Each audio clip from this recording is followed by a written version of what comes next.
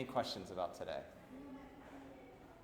I'm using this microphone so that they get the audio, but I didn't think I needed to turn it on for 3 people, but they want the microphone. So if you want to turn it on, I think they probably, we'll have to ask them, but they probably want you to use this. If you want to turn it on, you can, but there's 4 people in the room. So it's really up to you. It seems excessive, but we do have to we have to pretend so that they get the audio. Any other questions? All right, cool. All right, then it is 1:05. So you ready to go? Yeah, all right. Go.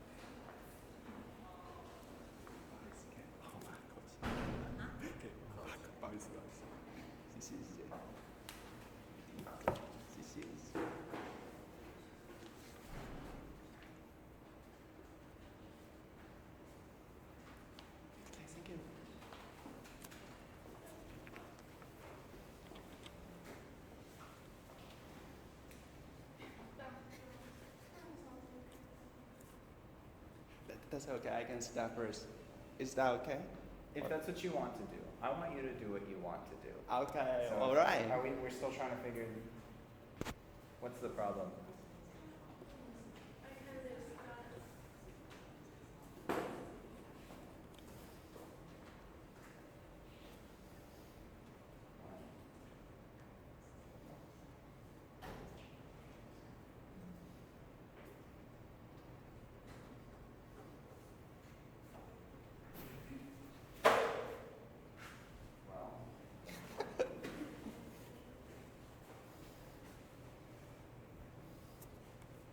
Should we just shut the computer off and try again?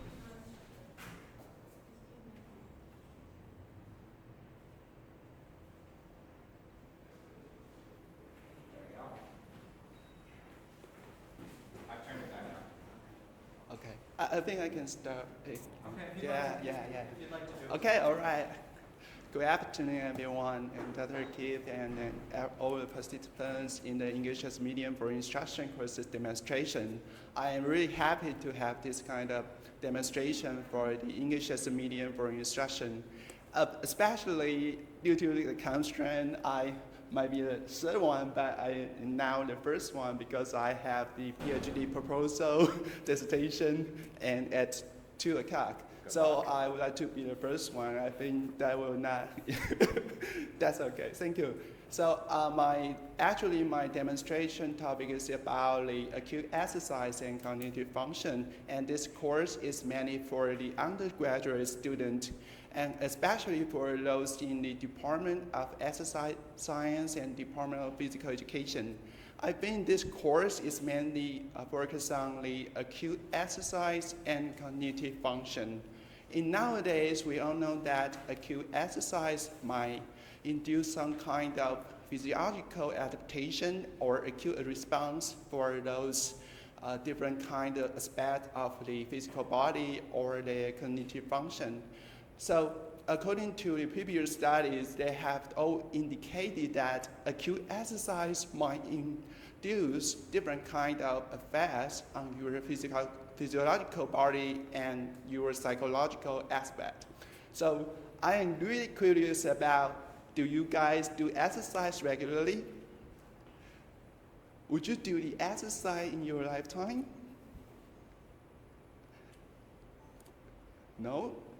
Do you do exercise? It means a kind of physical activity. Yes. Oh, you prefer to do the hiking, right? How about you? Do you do exercise in jogging? Okay. Do you guys know what kind of exercise it is? Yes? Yes. or either running or hiking, do you know what kind of exercise it is? What do you mean? I mean, do you know what is aerobic exercise? Yeah, Yeah, so what is aerobic exercise? Do you guys know about it? we can impact more oxygen. Yeah. That's great. How about you? What do you think? What is the... More energy. Yes, that's great. So when you do the aerobic exercise in your free time, it might improve your aerobic capacity, especially when you do the jogging or go hiking. And that is really beneficial for your physiological adaptation. And nowadays, so many studies have indicated that the aerobic exercise is really beneficial for your cognitive function. Do you guys know what is cognitive function? Okay. Do you know how to improve your memory? Study, practice. Wow, that's great. How about you? What do you think? No, I don't know. Okay. Do you guys know that the acute physical activity or acute exercise might also help you improve your cognitive function? Do you think so? Yes. How about you?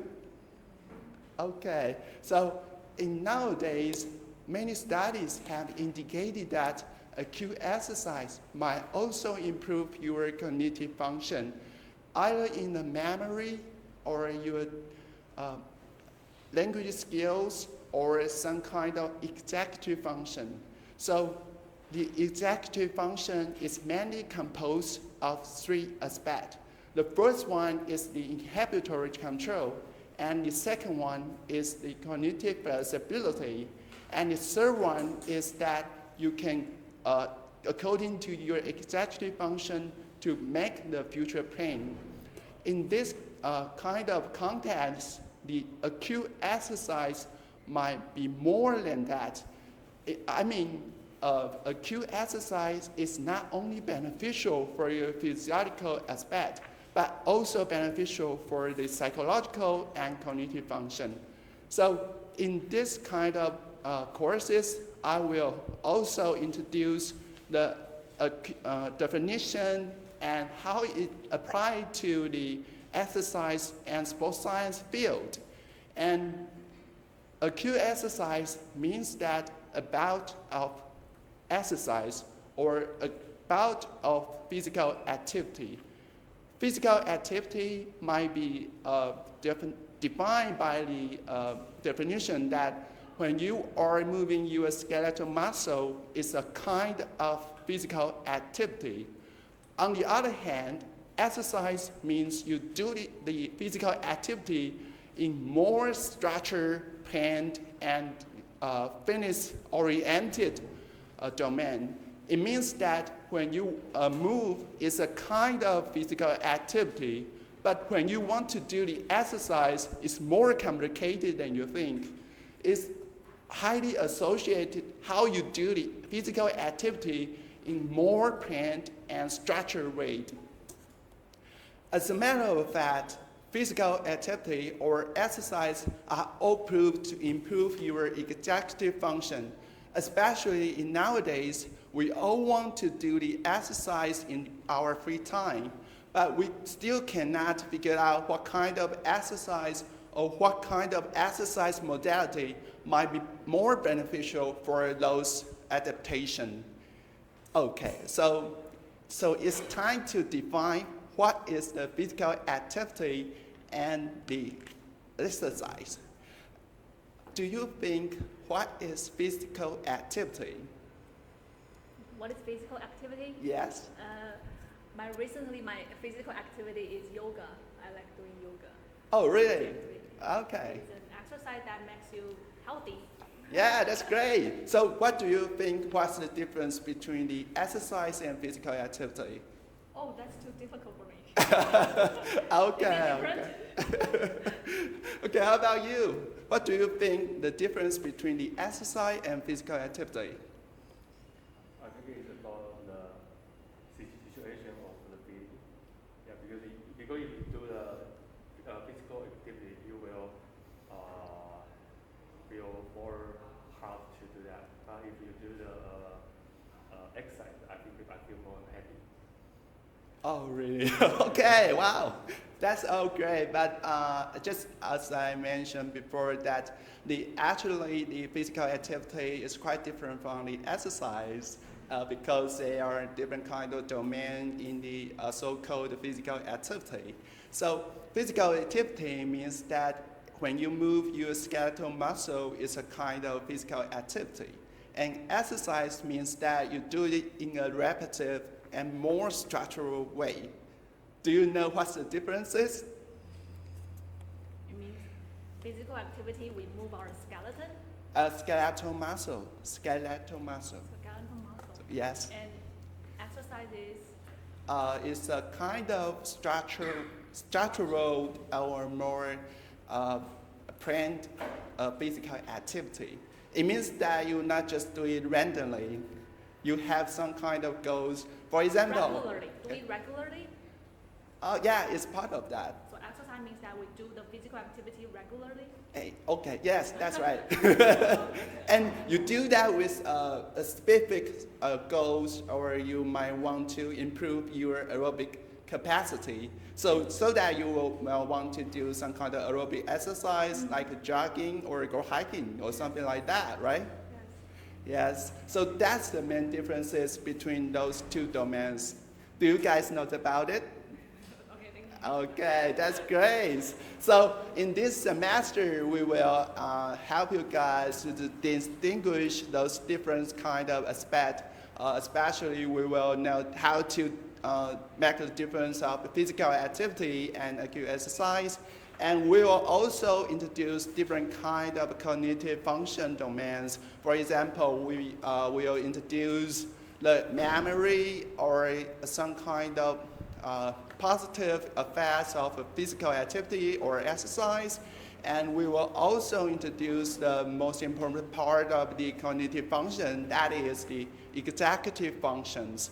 And after this course, you guys will know how to do the exercise more systematically. And it means that you can prescribe the exercise prescription for improving your cognitive function. So it's really quite important for us to do that in nowadays. Especially in nowadays, we are only in the inactivity and sedentary life behavior style. Do you know what is sedentary life behavior style? What? In a sedentary lifestyle. Yes. Sedentary. Do you know what it is? Sanitary? Sedentary. I don't know. Okay. Oh, it means that when you are in activity, just like you are doing now, just sitting there and doing nothing is a kind of sedentary life behavior. Oh. Yes. Silent, right? Oh. Yes, you are not moving or not kind of physical activity. That's the sedentary life behavior. Yes. So nowadays, people are more and more sedentary and in activity. So it means that you might lose some kind of your physical function or fitness, and you might be able to do some kind of exercise due to your time constraint or time restriction. So in this course, we will also do some kind of exercise plan for better cognitive function improvement. And after this course, you will also know about what kind of exercise might be more beneficial for you guys to do in the future. And okay, so we have finished that in the previous introduction. So do you guys know what's the difference between the aerobic exercise and resistance exercise?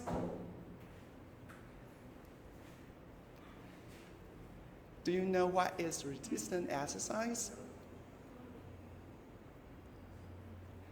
Can you distinguish those different kind of exercise on the screen? Machine-based exercise. Yes. Do you know why it is? Why? Because you can use your muscle. Yes? Yes, that's great. It means that some kind of statistical machine in the gym, and you might do that for improving your muscle fitness. And it means that you can increase your muscle mass by doing those equipments. Is that fascinating? Yes, okay.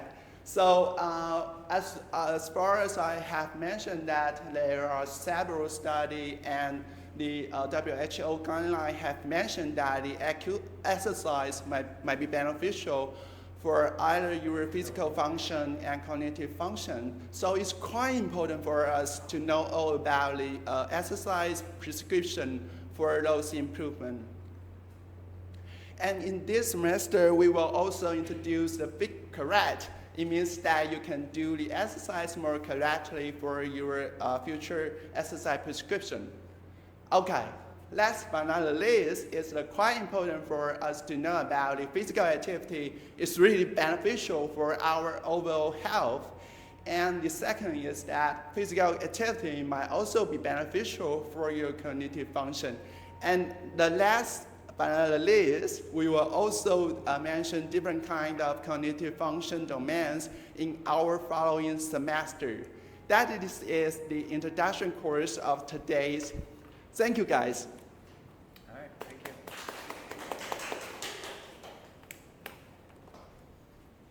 Okay. Anyone would like?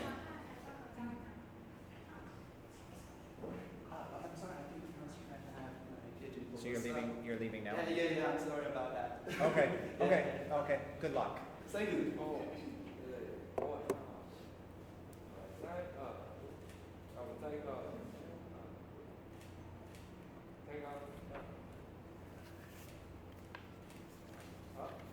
Okay, thank you guys. Okay, thank you. Thank you. Bye-bye. Thank you. Okay. Well, thoughts on that? How did you feel about the lesson?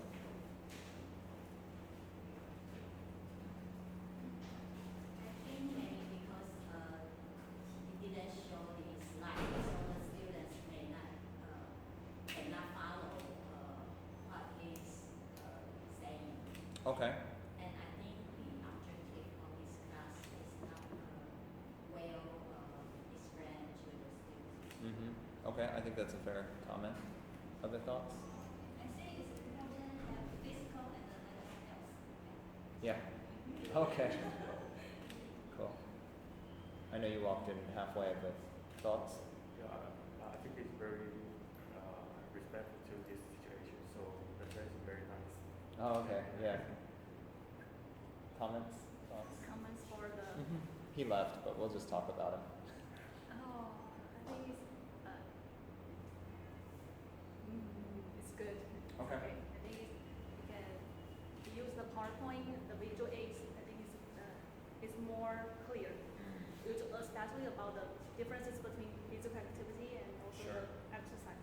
And also he shows the two photos about the aerobic exercise and the resistance. Well, I think from the photos and it makes me understand more quickly. Yes. Okay. One thing that I want to say, it's too bad he's not here, because one thing that I wanted to say, and I want to focus mainly on scaffolded learning approach. Okay, so when I think about this form, with his lesson, I think the first thing I would have a conversation with him is about scaffolded learning approach, and particularly in terms of the vocabulary. He asked a lot of questions about vocabulary. What is acute? What is, I don't even know half of them. But he asked a lot of terminology words. And so one of the things that I wrote down was, how can we scaffold students before, during, and after the lesson to support their learning on that vocabulary? So what do you think he could have done? Because I think all your comments are valid. But actually this part, I don't think the PowerPoint was necessary at all in terms of the vocabulary, because that's the core, that was the core. He had a lot of different vocabulary. How do we get students to better feel comfortable with that vocabulary? Do you have any ideas?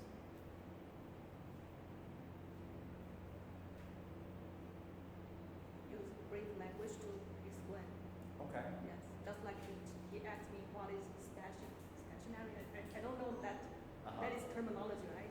I think it's sedentary.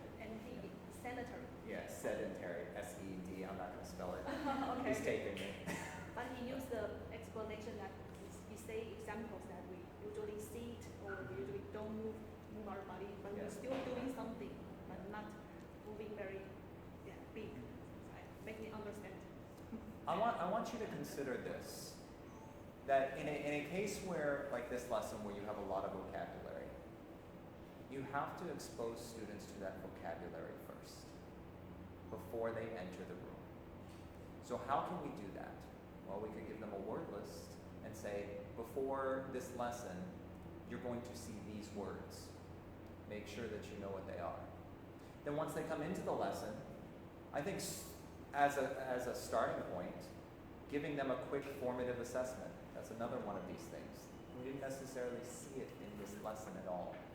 A quick formative assessment using some type of technology, whether you want to use Slido or some other, you could use Quizlet. There's many ways that you can do this. There's many apps designed just for this purpose. Get them to do a quick activity to make sure they are comfortable with the vocabulary. Then use the vocabulary to teach the lesson as he did. So I think if your subject and if your lesson, because not all disciplines will have as vocabulary-centered lessons as his, but if yours is, you need to highly consider about how am I going to scaffold this before, during, and after this lesson to help support the students get deeper into it. But they start with definitions, but then we go deeper into it during the lesson. But they gotta have the basic. They gotta have the definition first. Questions on that? In the elementary school, usually English teachers will just like you said that we will do the flashcards. Okay. That the units we're going to, the vocabulary we're going to meet and put it in the classroom decoration. Right. Let them see it. Yeah, but we have challenges in higher education. We can't necessarily do that because we change classrooms, we don't have a dedicated classroom. And also, of course in higher education, EMI and English education, while there are some things that could be learned from both, we have to remember that they are separate. So we can take things in terms of how do we prepare them with vocabulary, but our lesson has to stay content driven. Yeah, so that's flashcards could help them. Thank you. Other comments?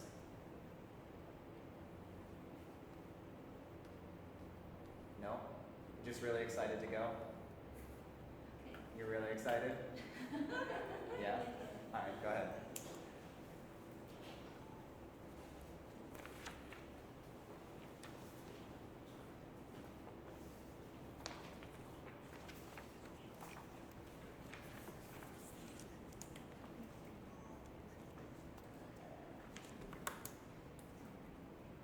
So by the way, the Yes. person that just went was number 3, Yeah. because so the schedule's different Oh, now. okay. So we start from the first one now? So she's now number 1. Number one, Yeah, okay. yeah, so just so you know. Thank you.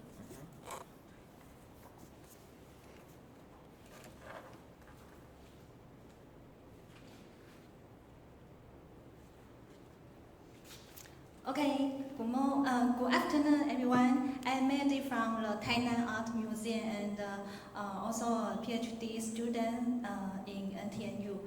I am really excited to be here today to share how we use EMI to bring art education into a global interactive space. Today's theme is Print Your Blessings, Building Bridges Through Art. Let's jump right in. Our theme, Print Your Blessings, asks a joyful question. What messenger do you want to send into the world this year of the snake? Over the next 10 minutes, you will trace the heartbeat of our art aura series, peek behind the scenes of 3 pen-making events, and 3 play with language and art challenges, and live with practical initiatives you can steal tomorrow.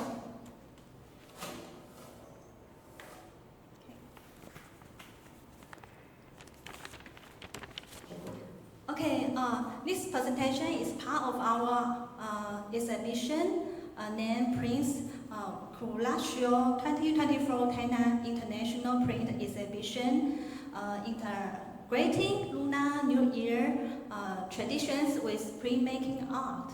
Through engagement through EMI, the workshops offer participants a cross-cultural, bilingual experience of Taiwan's festival and artistic spirit. And this workshop is part of our Art Aura series, a seasonal program that celebrates traditional culture through hands-on art. In 2025, we welcome the Year of the Snake with a series of printmaking workshops, 3 workshops altogether, breathing art, culture, and language learning. Okay. This is our exhibition.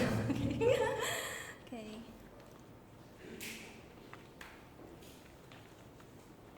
Okay. We held 3 themed events. One is print your red envelope using Sensay printing for spring blessings, and a snake pattern stencil bag, a Lunar New Year total activity, and the 3 is botanical silk screen using real leaves to create meaningful prints. Even each activity was hands-on, bilingual, and deeply connected to local traditions.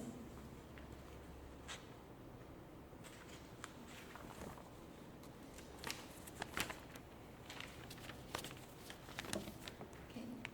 Our learning goals were simple and clear: build confidence, using engage in creative contents, explore how art connects cultures, and enjoy teamwork and spontaneous communication.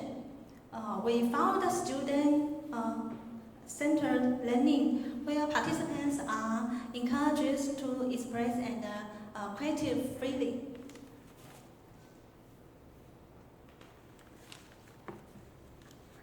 Okay, how did we apply EMI? We scaffolded English use with visual prompts, gestures and demonstrations, and bilingual vocabulary cards. Participants learned words like symbol, writing, print, and red envelope through real experiences, not memorization. We use activities such as art vocabulary as a warm-up, and gallery words to discuss cultural symbols, and group presentations to share final artworks. All of these promoted meaningful language use, not just passive listening.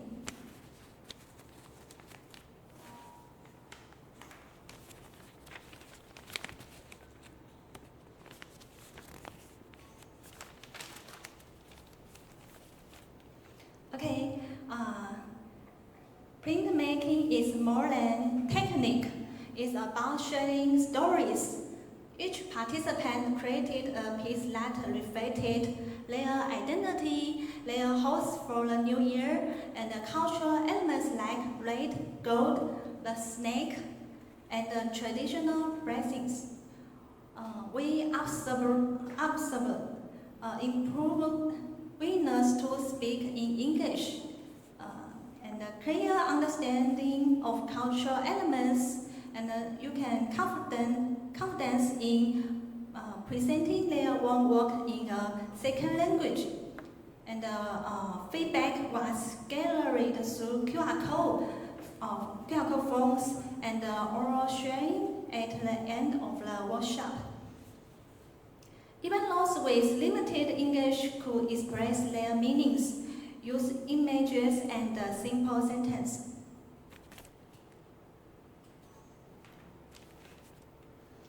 Okay, participants said, I don't know I could use English this way.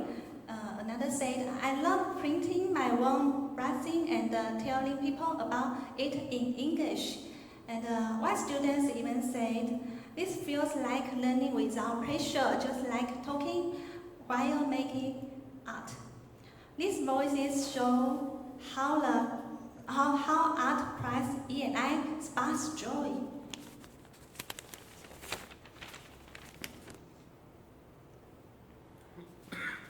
Okay, thank you so much for joining me today. At the Taiwan Art Museum, we believe that art plus language equal bridges to the world. Let's keep building those bridges together. Happy New Year of the Snake, and I hope to see you in our next workshop. Remember, snake, S-N-A-K-E. Say it in English, nature, culture. Act with your hands. Kindle curiosity, embolden each other. Our next workshop opens soon. Bring your toddlers, your teenagers, and grandparents. We will provide ink and joy.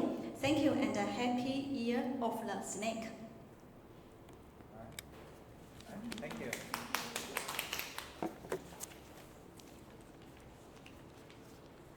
All right. I'll open it up to any comments.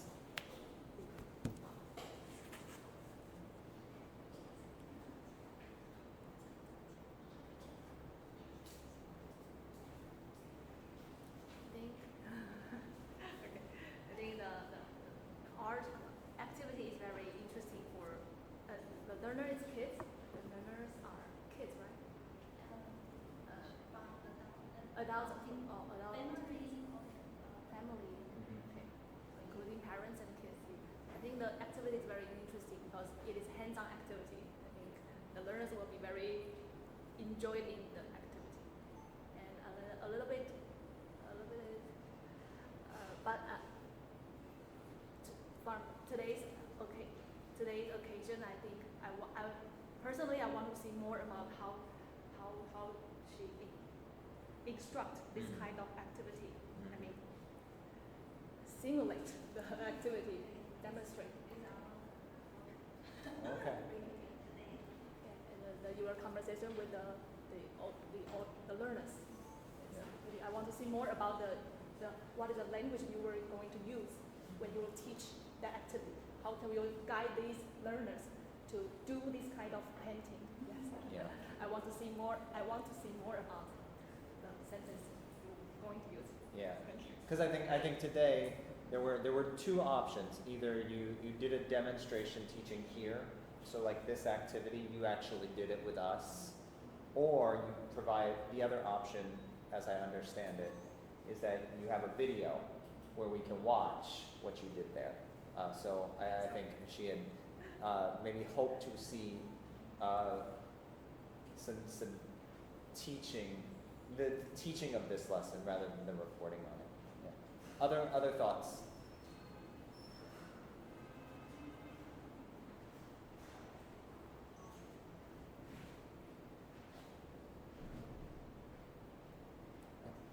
I think this course will be more popular in the future because we are more focusing on the AI.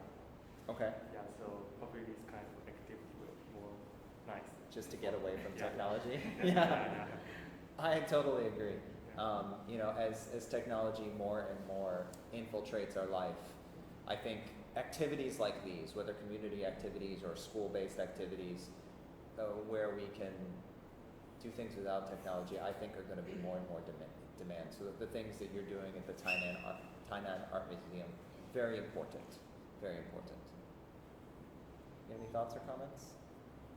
I think because the way she presents is not easier for me to catch up how she interacts with the students to do EMI. Yeah. So I think it's very difficult to say. Sure.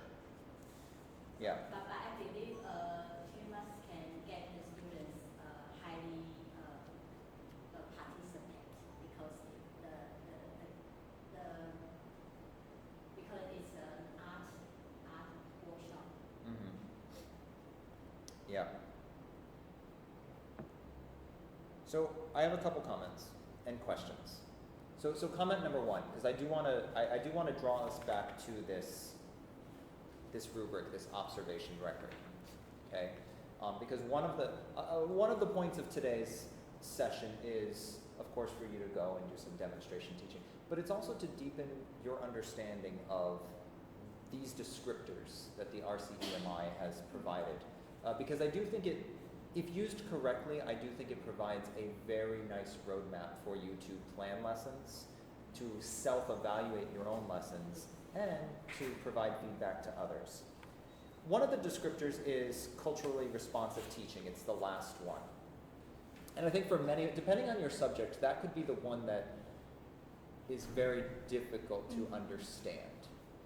But I think in some ways this activity kind of demonstrates the essence of it. We're bringing EMI into a local museum where presumably most of the visitors are Taiwanese, okay? So the lesson is very much tied to the culture of the audience. Now let's consider another audience, an EMI classroom.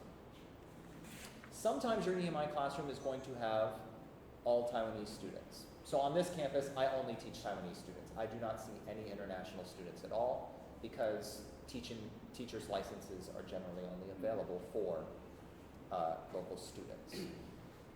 But many of you, in many of your subjects, will have people from other cultures. So I went to see a course in the Child and Family Studies department. I watched an EMI course a few weeks ago. And that classroom was very interesting because I think I don't know exactly, but I think most of the students were not Taiwanese. I think it was probably half or even 60-40 international students, Taiwanese students. How does our content, particularly the examples we give in class, how do those things change when the population changes? How does the reading we assign or the examples we give change when we have different students? That's the essence of this culturally responsive teaching. And so I want you, as you enter your EMI classrooms, to think about your students. And it doesn't mean that you have to change your examples all the time, because you're going to be busy. If you're a faculty member, teaching is only part of your job. You have a lot of obligations with research and service as well. Sometimes it's as simple as asking those students to provide an example from their culture.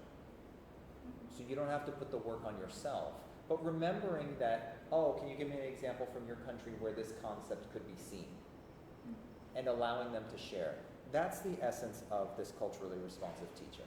So I do want you to sort of get a sense of, because to me, that one's the hardest one to think about. And so hopefully this example and this conversation can give you kind of an idea of what that might look like in your future EMI classroom and in your discipline. Cool. Any questions?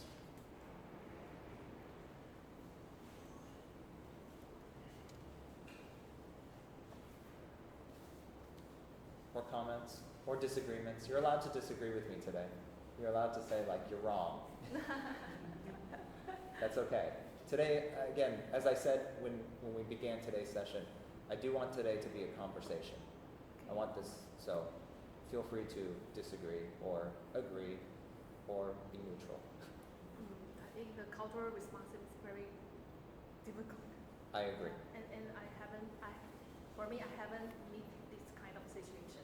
But if I meet this kind of situation, I think the way that you said is very helpful because we invite them to share their experience in their country. Mm-hmm. That is not so aggressive. Right.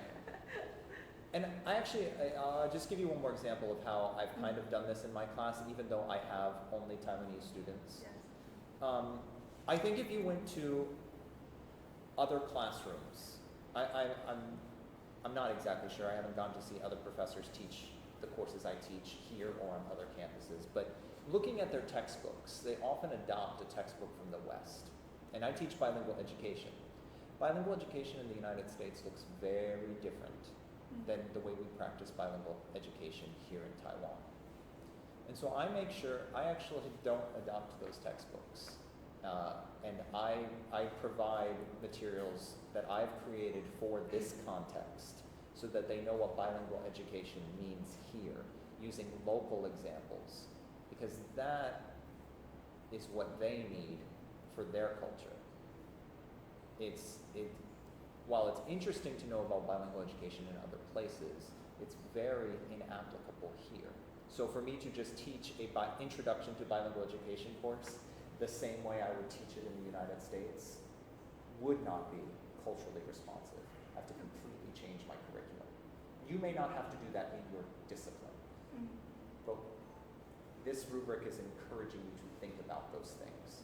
How do you make it culturally and locally relevant, even when we're using EMI? Cool, thanks. You ready?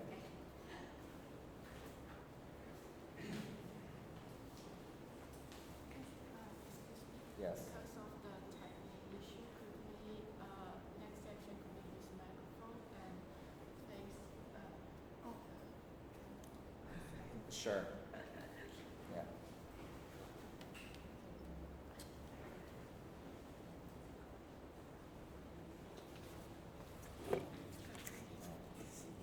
So I have to talk as you. Okay. I'm a PhD student. I'm not an EMI teacher, so I don't have experience. Just based my understanding of EMI. First, this is my course design. The students.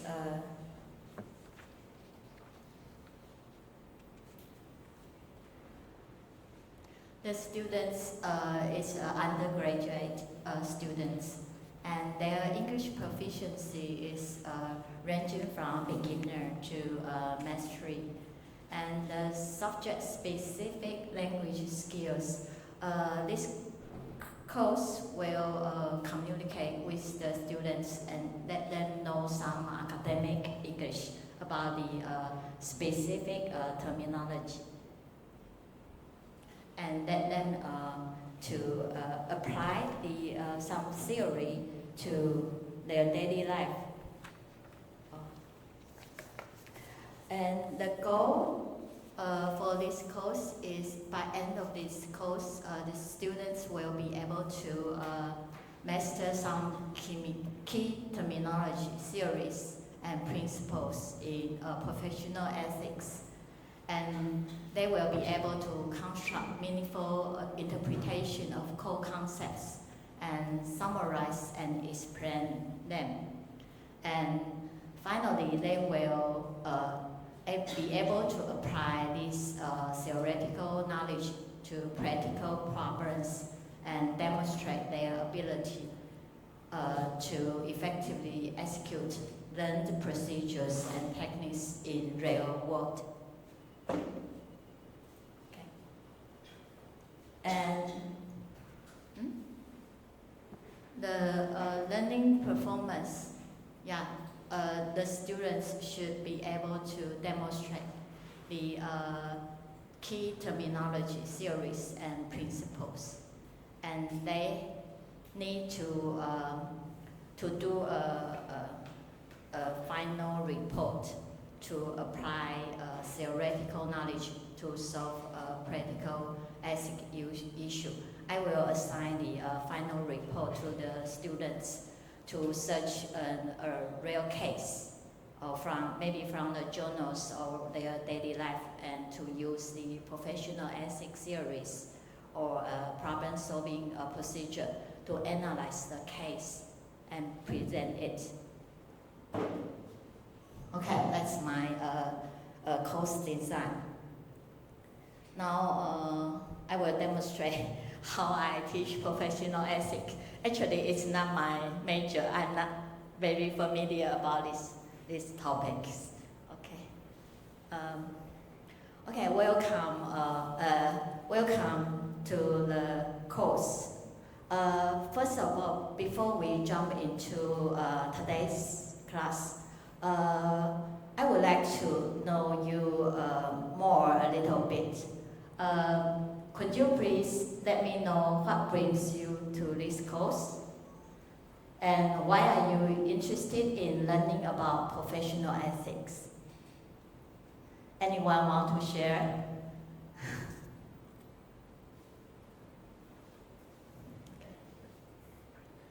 Okay.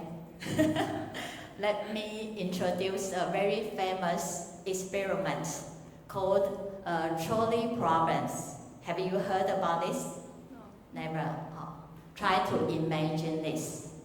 Now there is a runaway trolley is heading down to a track.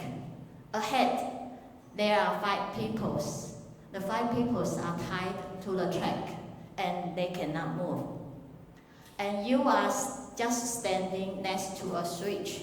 If you pull the switch, the trolley will go onto another track. But another track, there is 1 person tied on the track. The question is, would you pull the switch to save these 5 people by sacrificing that one? What would you do and why? It's a tough question, right? Yeah. Have you ever faced any ethical dilemma in your daily life? Can you think of a situation where someone faced an ethical dilemma at work or in school? How was it handled? Can you think about that? Okay, right now I would like you to work in small groups or in pairs to discuss these 2 situations. What will you do and why? And I will let you discuss for 10 minutes and then you share your thoughts one by one afterwards, okay? Okay. Okay. So after hearing everyone's opinions, why learn about professional ethics? Is it important, right? Yes. So you may know in our daily life, we have to face many situations. We have to choose and we have to make decisions. And do you know what decision is best? It is very important to know what matters most to us to make the decision. That's why learn about professional ethics is very important. Do you agree about this? Yeah. Okay. Learn professional ethics can help you navigate real-world challenges in your career and build trust and reputation in your profession, and can encourage responsible decision-making under pressure. And of course, you can prevent legal, social, and professional consequences. Have you heard about the recent news about NTU students, graduated students? He construct a platform to sell the drug just caught by the US. So, do you agree his job? Because he said he want to make a lot of money to help his family. Do you think it's right? No. Excuse. Yes. So at least if you learn about professional ethics, then at least you can prevent some legal or social issues. So ethics is not just right or wrong. It's about making informed and principled choices. So, do you all agree about me? Yeah. So, what are your expectations or goals for this course?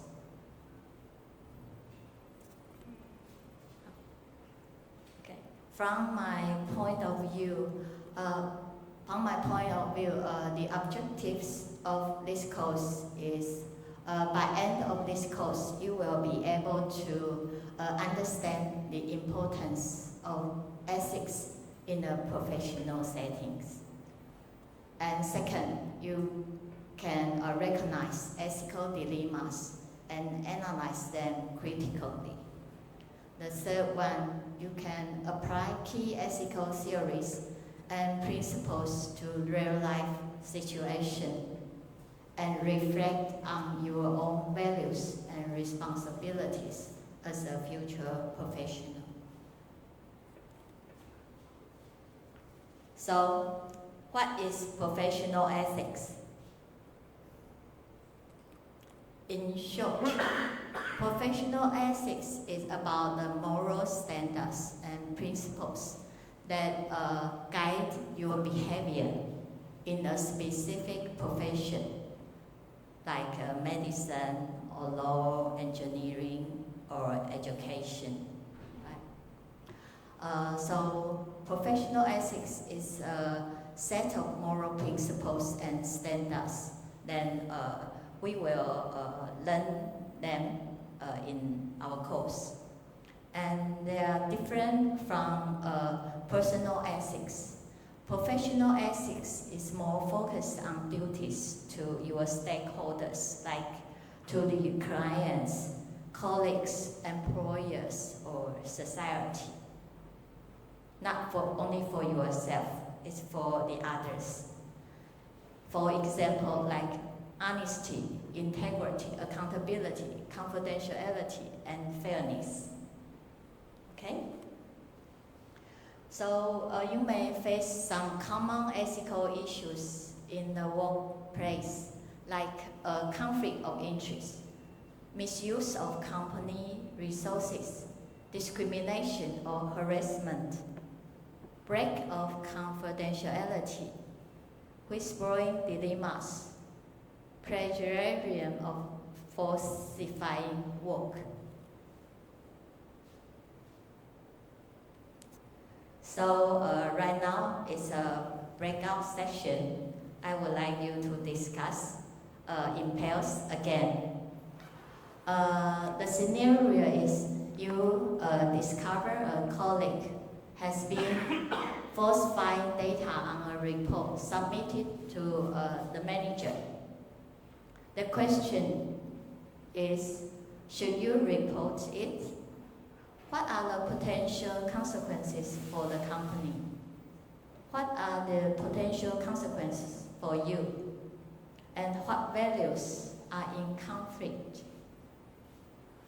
I let you discuss in 10 minutes. Okay. So, ethics is a skill you can practice. It's not just tell you what is wrong or what is right. Ethical decisions making involves recognize the ethical issue, analyze the stakeholders and consequences, evaluate options using ethical frameworks, and choose and act on the most ethical options. So you can get better of ethics with more practice and more reflection.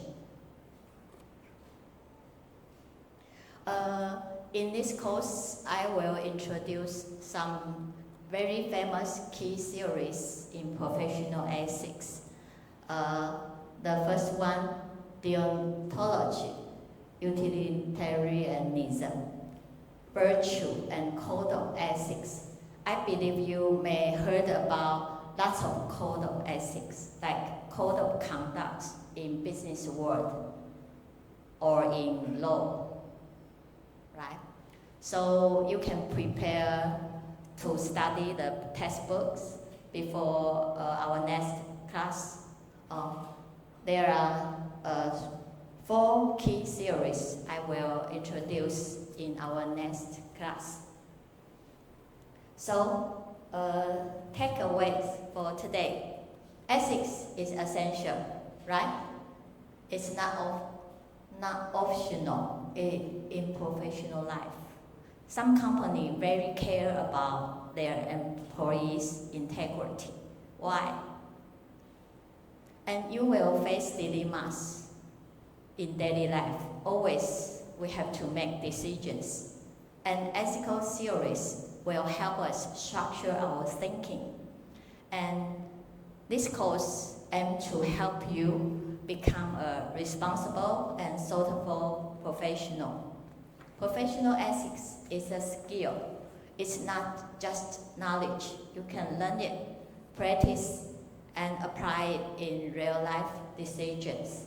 So again, I would like to remind you the final report for this course is you have to search an article or daily life of a real world case and use ethical decision-making process you learned from the course to analyze the case. Okay? Thank you. Thank you.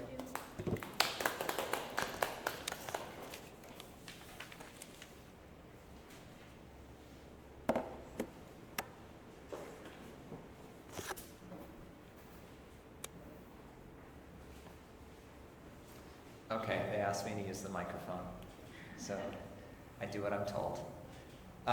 Any comments?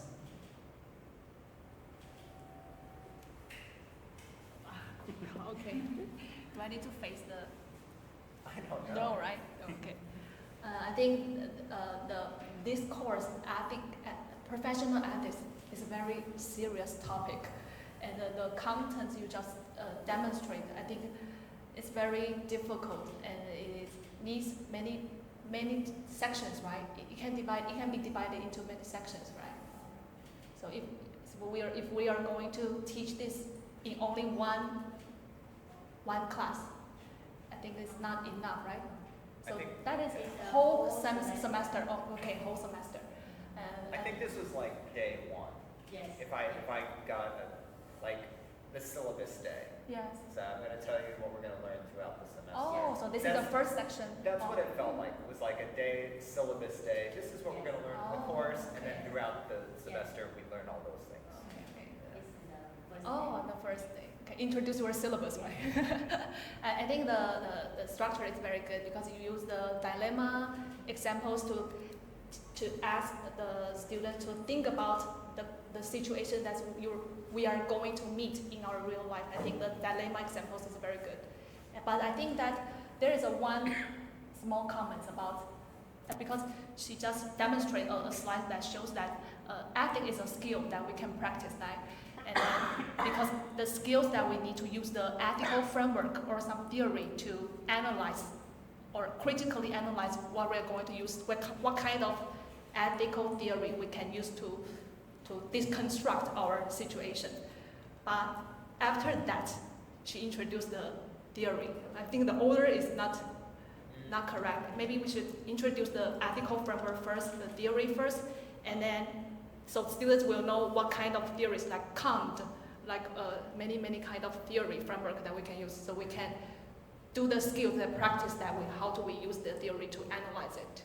So yeah, that's my comment. Thank you. Thank you. Okay, thank you. I think it's very important to use picture to show how we face to dilemma this situation. Yeah, because we see a picture, the Chen will have two choices. But let me think about the social issue. Why so many people commit suicide? Yeah, so you can inspire students to think about the issue. Yeah, thank you.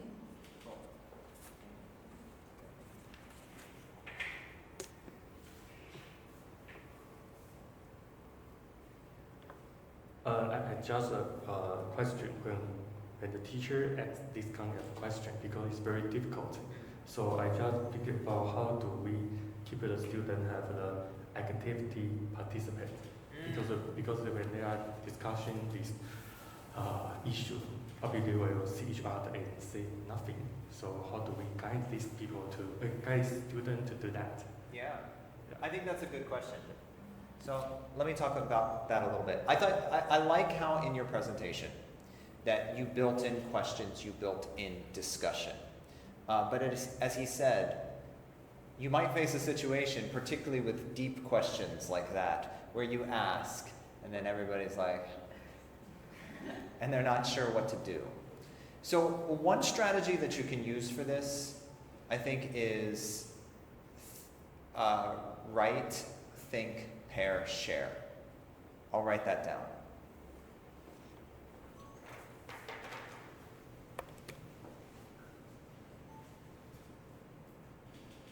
Or it's, sorry, think, write, pair, share. Think, write, pair, share.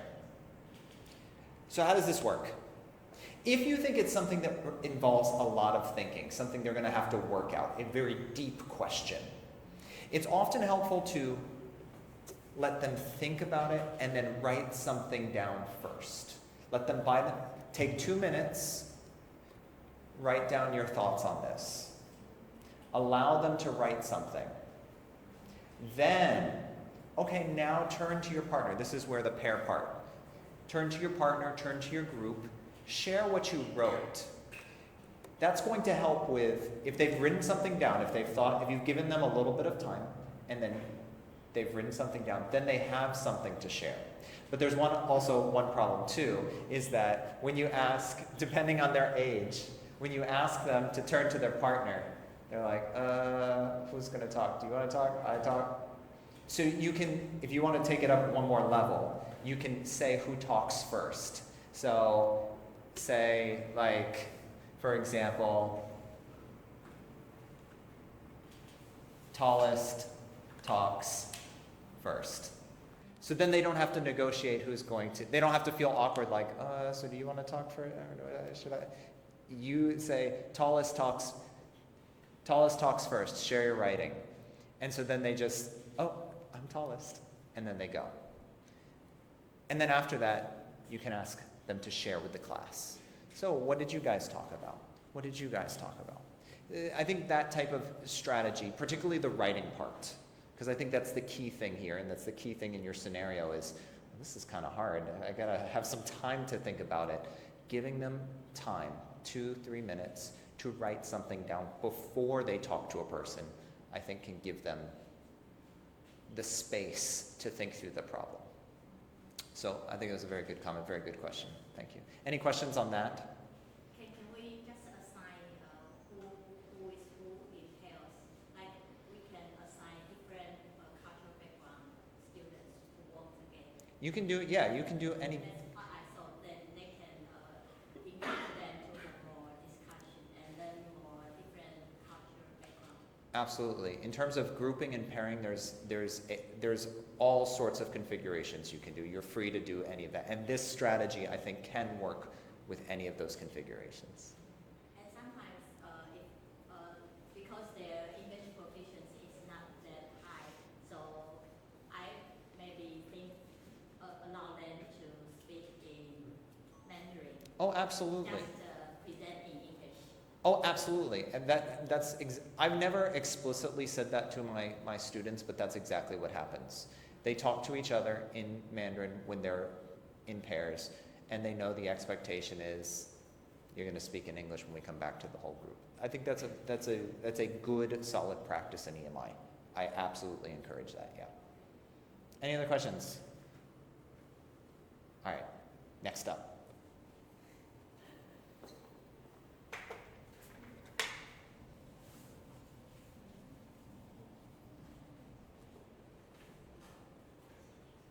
I think you're next? Yeah. Yeah. Here you are.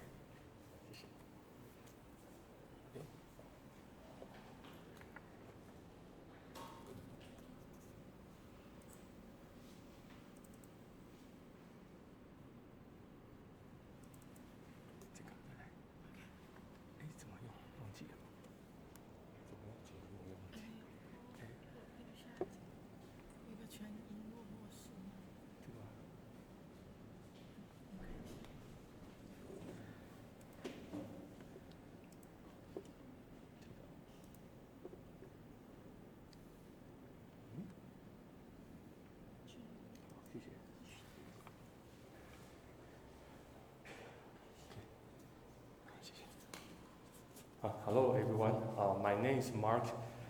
Actually, I just got a flu yesterday, so I feel uncomfortable, but I take a special medicine yesterday night.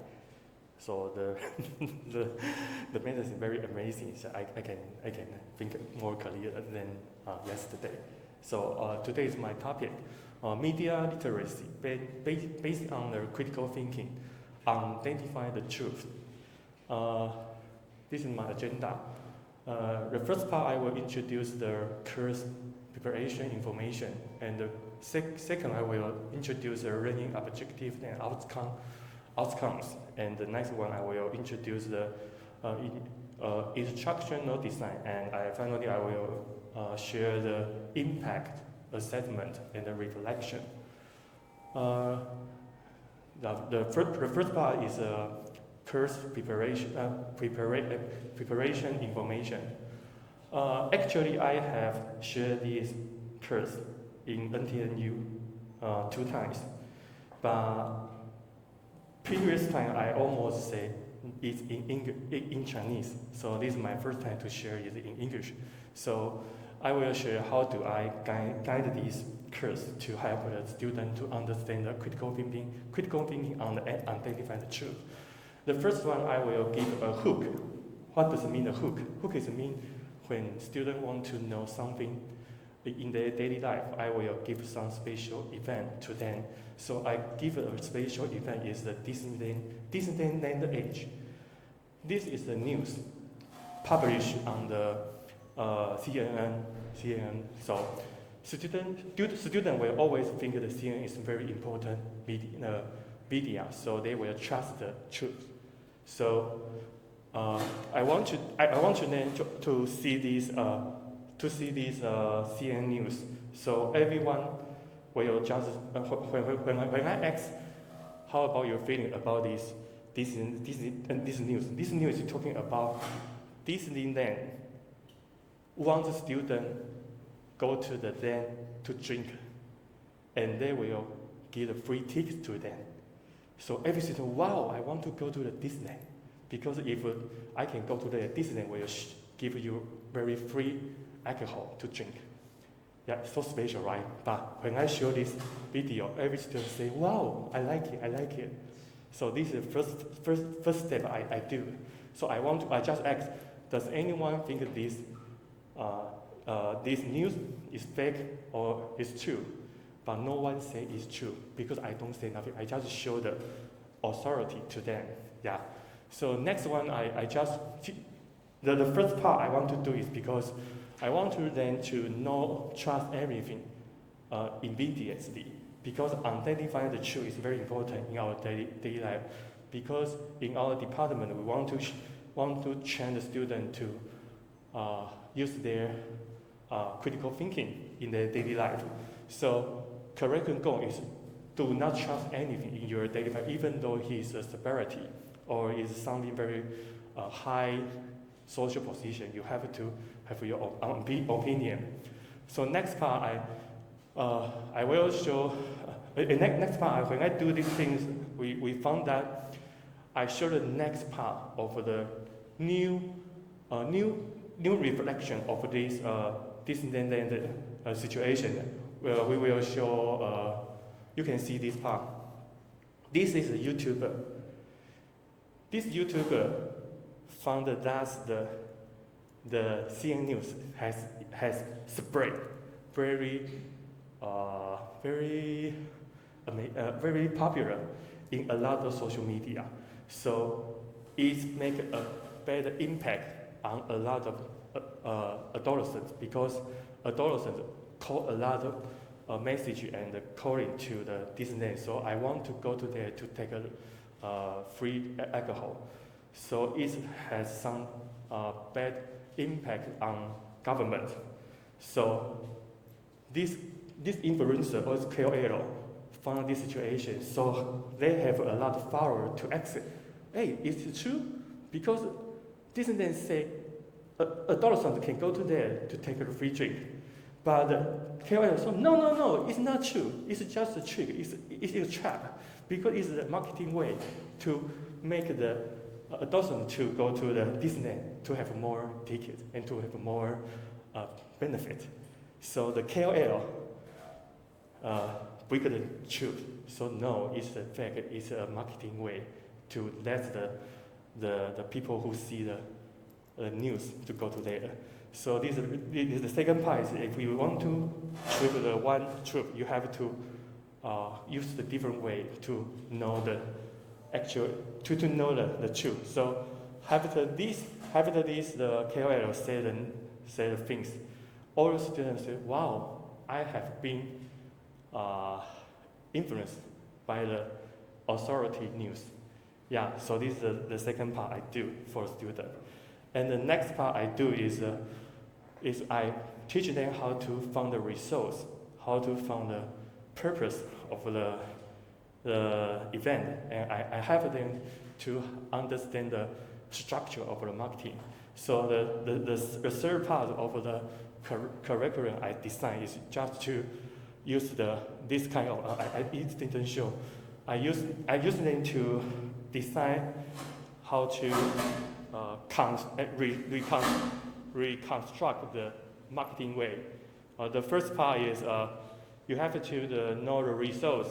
You have to know the purpose. You have to know the ICT they use, and you have to know the induction in the oil media. So if you are a person who know all your material and the structure, you will be a person who can identify the truth. So this is the way I do in this oil curriculum. Okay, so this is my teaching results and my learning material. So I want to say this is just a model. So if you put any kind of the event and the media, you can use the same way to teach this class. So in today, maybe you can see every news. If you put the news into this curriculum, you can also teach this course in every target, in every student, every situation. So you can see. So the way how I teach, I can use the ORID template. If you are a teacher, you will know ORID. ORID means O, objective. You will see a fact. R, it means the feeling. You have some feeling about this fact. And the R is interpretation. It means you have your own meaning to think about this feeling. And the D is mean the decision. The most difficult part when you are teaching is the decision, because in the class all the students will, oh, I know, oh, I have a feeling, I have some idea, but I don't have any action. So the teacher want to do is let them have this decision. So this is what I want to do in this class. And so introduction design. So you can see I just follow the curriculum. The EMI told me I have to do that. So gain attention. So I use a lot of material to gain their attention, and give them the new truth in the daily life. So the thing I give them is about their life, the event. And next part is a stimulus recall. So I want you complete different types of the thing, because I think it's true or not, it's not true. Is it real or is it not? Is it really the fact? So I use the different two types of the situation to let them have some simulated recall, and I give some prior knowledge.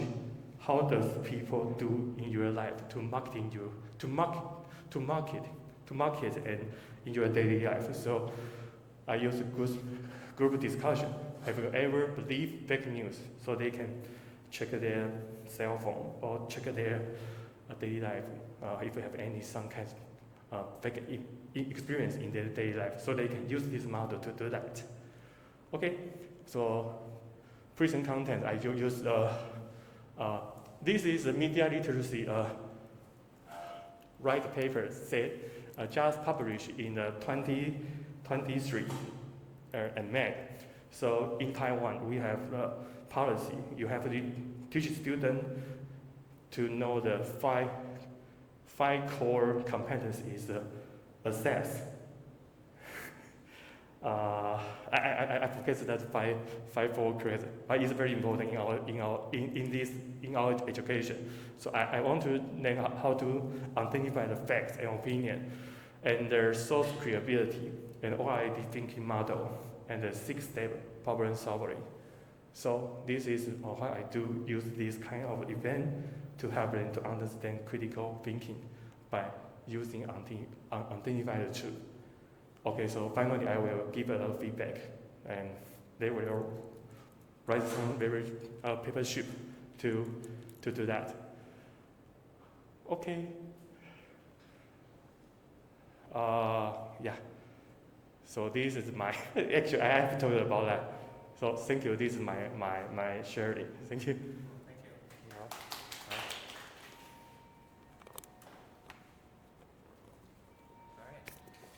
Comments? I think it's great to have a. Oh, okay. I think it's great to have a real case at the first beginning to get attention from the students. But if the course is held in Taiwan, I think maybe it's better to have a Taiwanese real case. Would be better to relate students' experience. Yeah. Okay, thank you very much, and thank you for your presentation. Yeah, I have a question. When you how do you deal with the peer pressure? Focus on if the student didn't have a cell phone, how to go to the KOL's video, or you how to deal with these issues? Thank you.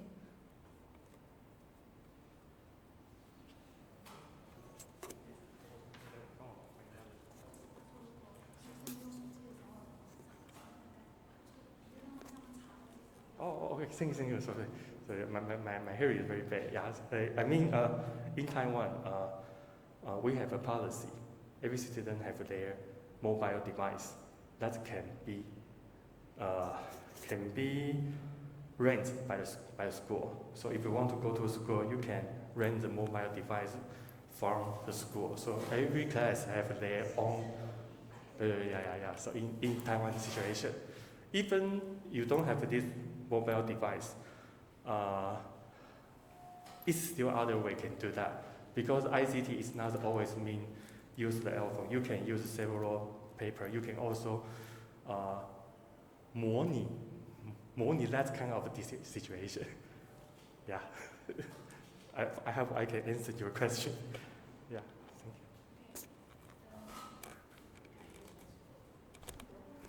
Thank you. No, it's the video one. Oh, really? The light's not on. I think media literacy is very important in nowadays, this century, especially for the young adults also. So there's too many fake news. So I think it's very important topic, and I think although it's a little bit pity that we cannot see how you demonstrate the skills or the interaction, your interaction with the learners, it's a little pity. But I think the structures of your lesson plan is very good. Yeah, thank you.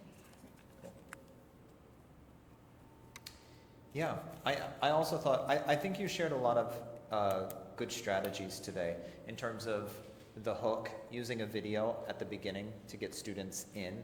I think considering that in your own lessons, starting with some type of hook, I think is a good strategy. I think I'm aware of the ORID as a way of thinking through critical problems as well. So if that is something that you could use in your classes, I would recommend looking deeper into that. One thing that I want to add, I actually want to, so I think she gave a very nice comment in terms of culturally responsive teaching, in terms of using local examples. But do consider this as well. EMI, we want to balance it, okay? So I think your comment is very appropriate, especially if we're wanting to promote cultural responsive teaching. But I want to add to what I said earlier, this idea that we also want to expose students to the global. that our purpose for bringing EMI into a university setting is to give them, don't forget the local. We cannot forget the local. But we also want to find opportunities to bring in the global. Now, whether this particular lesson and this particular video is the opportunity to bring global or local, I think there's room for debate there. I do like your comment. So it's something worth thinking about. But also don't forget, we have to sort of play with both sides. Otherwise, what's the point? Why do EMI? Because we know that they're going to learn more efficiently through their first language. So EMI is an opportunity for us to open them up to things that they might not otherwise have, but we don't want to forget about the local stuff. The only other thing I want to ask about, so you said you taught this course through Mandarin. Have you ever taught it through EMI before, or today is the first time you've talked about that? First time. How might you do it differently if you have to do it through EMI? How might you change the lesson? Can you explain? Sorry. I think a lot. Huh? Because the language is Yeah. 你之前都是用中文在教，现在假如用那个英文教的话，会有什么不一样？ Oh yeah.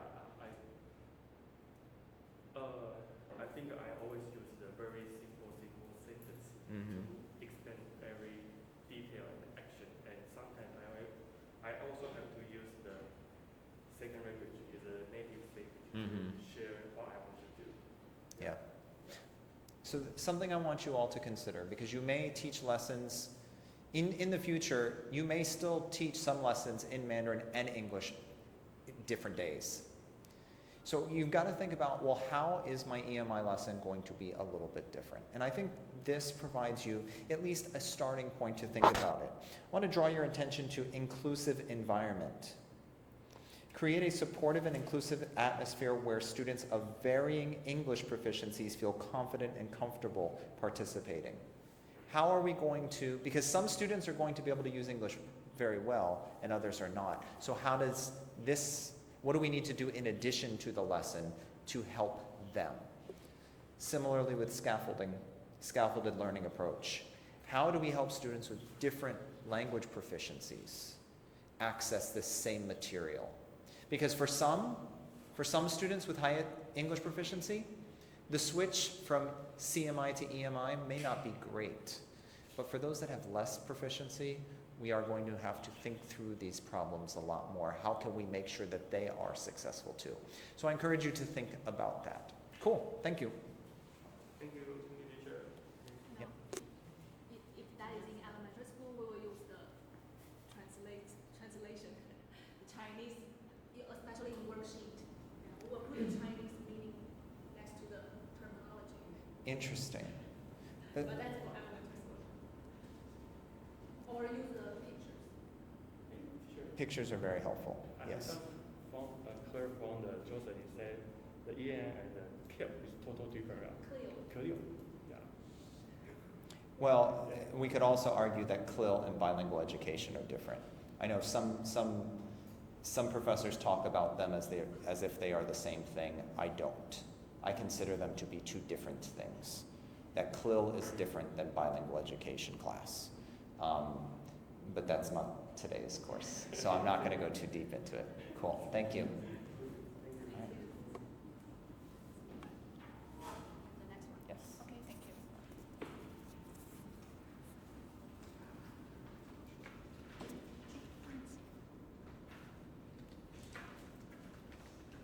宕机了。 Did it freeze again? Yeah.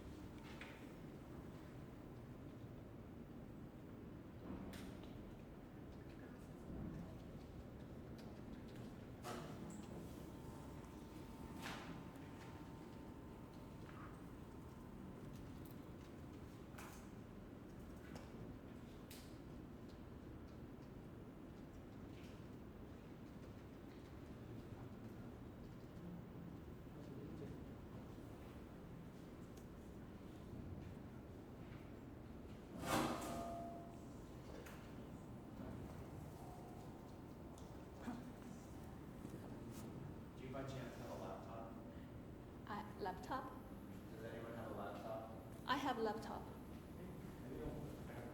I have. I have my. Just switch to HDMI. Oh, great. Unless this goes quickly.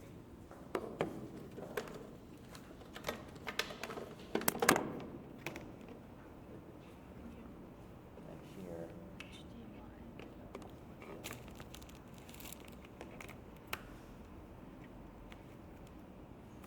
Let's switch. Okay, switch.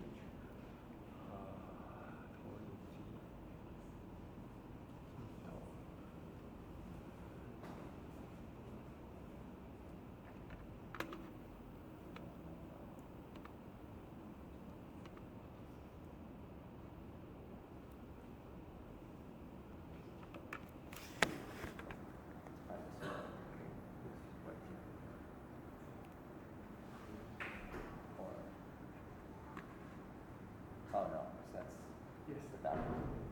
We need this one. There we go. There we go. Okay. Sorry about this. No. It's okay. Okay, good afternoon, everyone.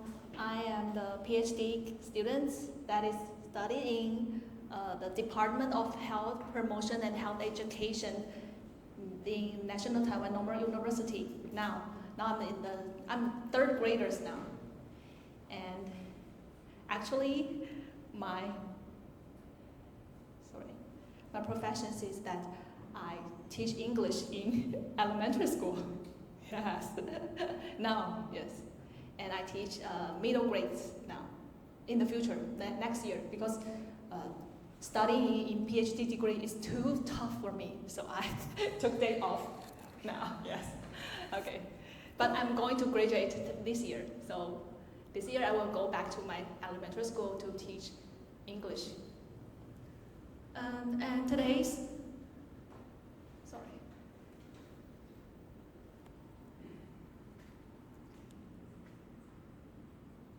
Okay, so my EMI integrated lessons, the topic will be understanding addictions and the foundations of intervention design. Just I mentioned that because I majored in the health promotion and health education now. So my expected EMI lesson will be this topic. This course name will be Special Topics on Substance Use Among Youth, among young populations. So this is my course, the big course name, Special Topics on Substance Use. So what is substance use? Including like drug use, like alcohol, like betel nuts. Yes, that is substance use. Okay, so and then because we are from Department of Health Promotion and Health Education, that is the domain of public health. So I think my target learners will be the undergraduate students in public health or health promotion and health education. That is this course target learners. And the students' need analysis is that I think that they have the basic understanding of what health education is. And in this course, I expected them to know some scientific models of the addiction. So I will let them know what is the basic theory about the substance use addiction, and also some health behavioral theories.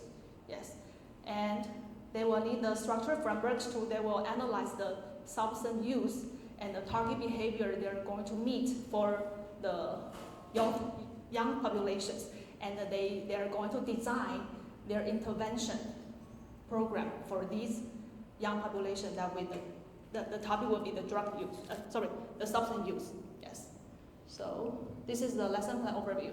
And the expected learning outcomes for students for this course will be let them know some brain disease model of addiction. And there is a very famous theory for the health behavior, that is TBB. TBB means that theory of planned behavior. TBB, yes. And then the student need to know the basic framework of this TBB theory and know how to analyze the substance use behaviors. Apply this theory to analyze it. And also, they will need to identify some key concepts of how to design an effective intervention for this substance use behavior. Yes, so these are the 3 learning outcomes for students. Okay, So the core content will be these four, like brain disease model of addictions, and some criteria that we can use, and this theory, TPP, and also some principles, how to design a substance use interventions. Okay. So now I'm going to do some little teaching demonstration, and I assume that this is a 1 semester course, and maybe 16 weeks, and maybe this is about 2nd or 3rd week. Yes. Okay. So in the beginning of this class, let's review some concept we learned about it last week. Okay, so at first I will ask them to review some concept about last week. So last week we learned about the substance use that very common in the young population in Taiwan, or some statistics in the world. So last week we have learned about the issues about this substance use among young population, right? So in today we are going to know more about addiction. So everybody thinks that, so what do you think about addiction? When you talk about addiction, what do you think of? Okay, think, pair, share. Okay, so maybe let them think about, is addiction a disease? Do you assume that it is an illegal behavior? Or do you think that addiction is only a moral choice? Okay, so maybe I will ask group work, discuss, and then group 1, can you share with me? Group 2, can you share with me? Good. Okay, so some group, you said that it is illegal, right? It is a crime. Okay, so that group that maybe think that it is a brain dysfunction. Okay, so now in this course, we're going to figure it out. Okay, so when you look at these famous people, everybody know that, right? So who is she? Lady Gaga, right? She also suffered from the drug addiction. And also, Justin Bieber, he also yes. And also, it's one Iron Man, right? Robert Jr., he said, I was a drug addict, sentenced to prison. So all these famous people, they also suffer from drug addiction. So, but when we are seeing addiction from a scientific perspective, we will see that these are the two kinds of brains. This brain is healthy person's brain, and this brain is the substance addictions people's brain. You see, this is very different, right? And what are the differences? Okay, everybody share with us. So they are different. So from the National of International Health Association, they think that drug abuse, it is an addiction. Actually, it is a brain dysfunction. It is a brain disease, which can be treated. Okay. And then, so historically, we think that in the past, we think that drug addiction is a moral choice. It is a moral defect or lack of willpower. But nowadays, especially from the scientific perspective, we think that drug addiction, actually it is a brain dysfunction, which can influence our behavior and affect the biological, genetic, and environmental factors. So there are many risk factors that cause us to have drug addictions. So, okay, so then how should we deal with the addiction? So maybe I'll ask the groups, and they will share about their ideas about how do we deal with the addictions. Okay. So there are different perceptions. So from some country like Philippines, they will think it is a very serious crime. So they will fight the drug addict and yes. So different policy, like USA, Obama said that addiction is just a preventable, it can cure, it is a preventable disease. So different countries, they have a different policy perspective toward drug addiction. So how about our country? Maybe some people will think that we use the, how do we say this one? Okay, 禅修 to help us to quit the drug. Okay, so how about you?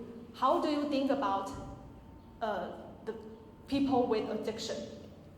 Okay, so let them think about it. And what do the public think about dealing with addiction problems? Okay, also this is also an ethical dilemma questions, I think. Yeah. So they will ask them to have class discussion. Okay, and then we will quickly introduce about the brain disease model of the drug addictions. Okay, and then talk about the relapse. Relapse actually is a terminology about drug addiction. It means that if the drug addict, he quit the drugs, he has a treatment to quit the drug, but after the drug cessation, that is drug cessation. Cessation means the treatment that we will quit the drug. But relapse means that after we do the drug treatment, and then but he still reuse it again. So that we call relapse. Yeah. So in this class we will know deeper about what are the risk factors that cause addiction to have relapse.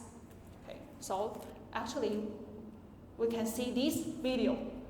So I will not put the video, but this is the video. In this video, after this video, we watch this video. What do you think about the summary of this video? What it tells us? Okay, actually it tells about addiction is not just about the chemical hooks. Actually, it is about the social disconnection. Yes, so it means that the drug addiction it is very important and it's related to the social or family support. Yes. So the core message is that of drug addiction is that if we have love, we have connections, we have our family or social support, that's very essential, very important for our recovery. Okay. Okay, and then after that we will introduce the theory about the TBB, just that it is a theory of planned behavior framework. So these three, I will introduce what are the core concept meanings, and it will cause the behavior influenced by attitudes, by subjective norms. Subjective norms, in briefly, it is social pressure. It means social pressure. Yes, and then peer pressure like that. And the perceived behavioral control. Briefly, we can say this one is self-efficacy, the confidence you have to control your behavior. Yes, that is perceived behavioral control.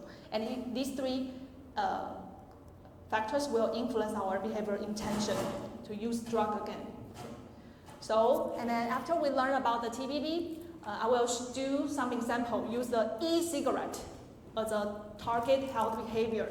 And everybody, the learners will think about from attitudes, what are the examples toward the vaping.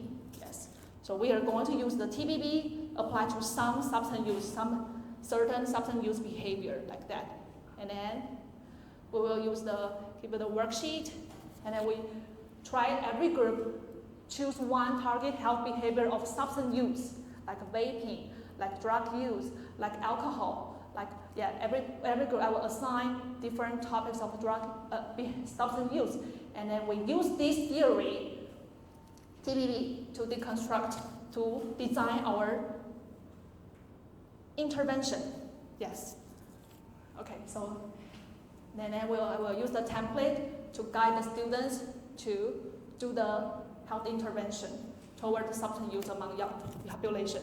Like we will design a program components, the learning objectives, their behavioral components, and what are the activities that we can use toward our target participants. For example, if we target our target participant is senior high school students, maybe we can use the games or virtual reality like that. So maybe we can use some technology to help them to engage this kind of interventions. So that's all for finally, I will have some feedback. So what are the key insights that you gained today from today's sections about the addiction or about the design, how to design an intervention? Okay, so these are the wrap-up questions. Okay, so that's all for my presentation. Thank you.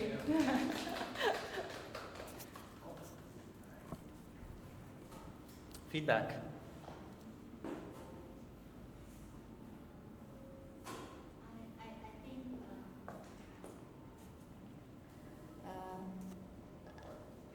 I think maybe can ask more about students' experience, like ask if they know anyone or their family have addiction problem, then can get them more involved in the class.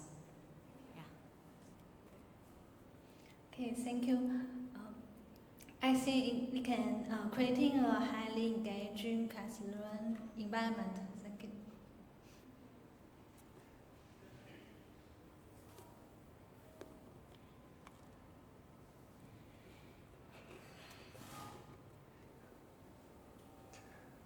Amazing.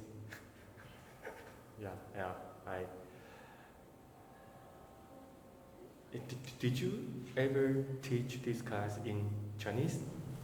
In Chinese? Yeah. No. Okay. I think if you teach this in Chinese, it's what kind of situation? I have introduced how to design like this. How to design a intervention, how we have an intervention to my, how to say, like 学弟妹, to the students that are also our department younger than me. Cool. But in Chinese. Cool. I thought this was very nicely done. I thought it was well presented. I think you've embedded a lot of interactive activities. I have one question for you. Particularly in the parts where it is content heavy and less sort of like designing things, but the foundational knowledge.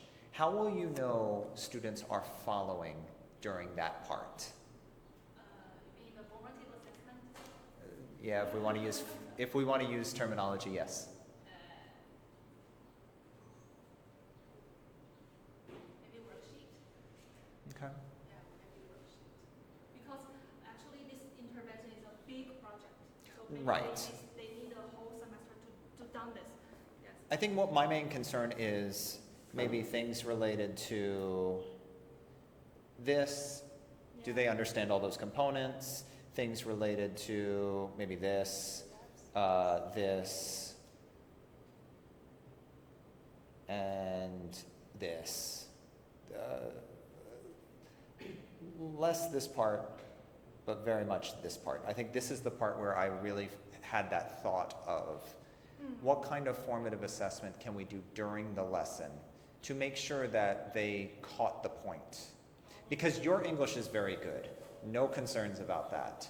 Your students' English, potentially some concerns. So how do we make sure that they got it? Here's my suggestion that I want you all to think about and how it fits into your lesson is after a slide like this, add in some type of just one question formative assessment. There are a lot of apps that you can use, okay? So you could use Slido, you can use Pear Deck. Just create one question to make sure that they understand. They all take out their phone, they answer the question, and then you see the graph of how many. And if you Kahoot takes a long, Kahoot can work, but it takes a long time to get it going. You know, you've got to go into Kahoot, then dun dun dun dun dun dun dun, like the whole thing. Kahoot can be okay, but what I like things like Slido. I like things like Pear Deck because they can embed right into your PowerPoint. So if you've got a PowerPoint, or even better, Google Slides. Particularly with Pear Deck, Google Slides works really nicely with Pear Deck. You switch to the next slide and it's there. You're not going to any other website, you're not doing, it's there. They scan they scan the QR code, they answer the question. So it can be a little bit more efficient. Kahoot, I think, is good for a longer thing. So if you want to do a longer one at the end that has multiple questions, I think Kahoot is great. If you want to do, what I'm suggesting is that you do what we can call like a segmented lecture, where, okay, I have a block where there's content. And maybe this is like 10 minutes, maybe it's 15 minutes, whatever. And then I have a quick check. Just a quick check to make sure, okay, they got it. Or at least they got it enough that we can build on it. So that you don't go too far and then they've lost it after like the first 5 minutes. Because English is a problem. Yeah. Yeah, English is a problem. So I want to encourage you to think about formative assessment in that manner. Teach a little content, do a quick check. Teach a little content, do a quick check. Okay. And you especially suggest these two? These are options. These are options. You don't have to. You can do it. There's other ways that you can do it. If you want to use technology, I'm not a huge tech person. It's not my favorite thing. And I probably need to do more of this, so I'll just be honest with you. It's a thing I need to work on as well in my own teaching. But I think these provide opportunities for that to be a quick and easy thing. And you know, right now, you could put this slide in ChatGPT, give me a multiple choice question, then you build the slide with Pear Deck. If you're gonna choose one of the two, I choose Pear Deck. Slido is nice because it gives you word clouds if you need that, but Pear Deck does everything else you need. Slido can get a little technically complicated. Pear Deck is much more smooth with Google Slides. Yeah, so I encourage you to think about where can I add those checks, just checkpoints in the lecture. Especially knowledge.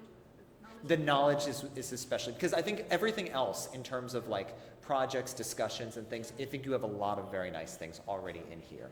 So just the knowledge checks. Cool, very well done, thank you. All right. Let's see, where are we? We have about 3 minutes. We have about 3 minutes for Q&A. Do you have any questions you'd like to ask or anything you want to discuss?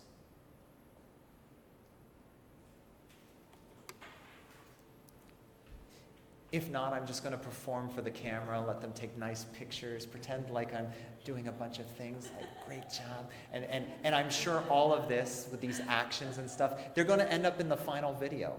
They're going to see how you're smiling. I bet the camera somewhere has got you smiling, and that's going to go right into that video at the end where they put on YouTube and say, look what we did today. So if you don't have any comments, I'll just keep performing for the camera. Okay.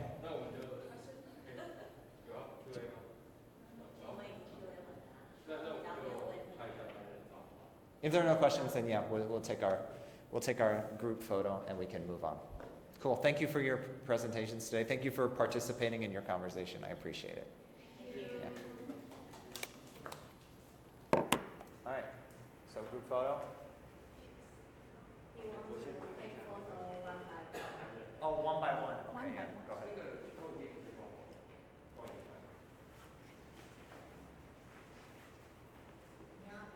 对，要一个一个拍片，就站在那个粉红色海报旁边就好。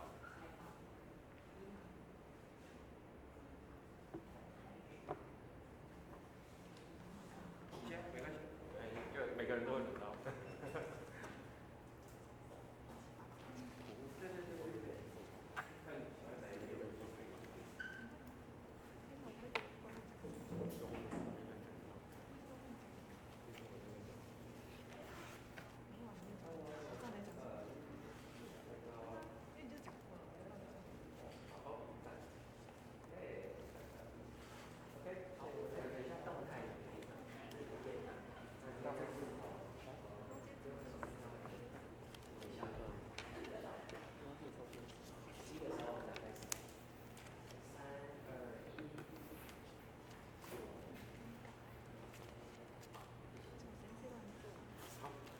下一位。杨金扣。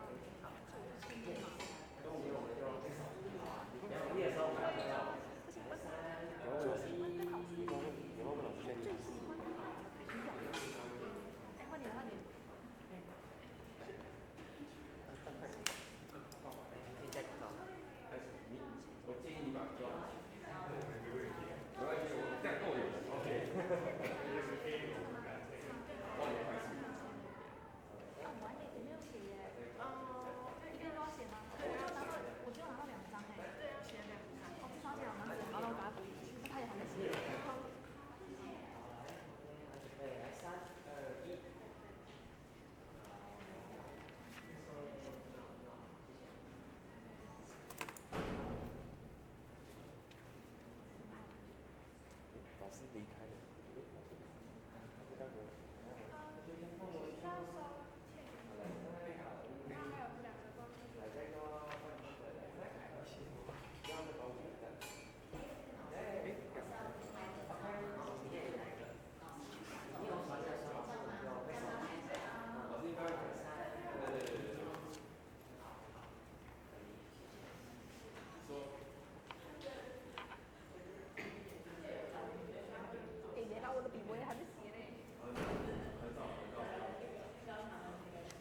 给我的笔吗？因为我也要写，他说一定要交。我是你完全没抄到。但是我这2张。他说只要写2张就好了。I need to take one of myself. One more. 今天几号？13。 3, 2, 1. One more.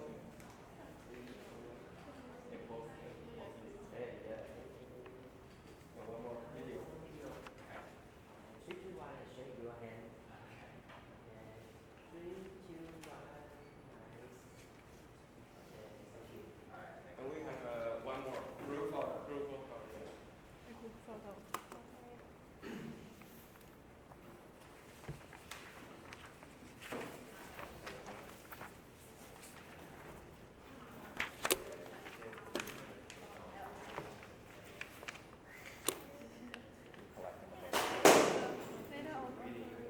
I don't have one. Okay, and I will give you that.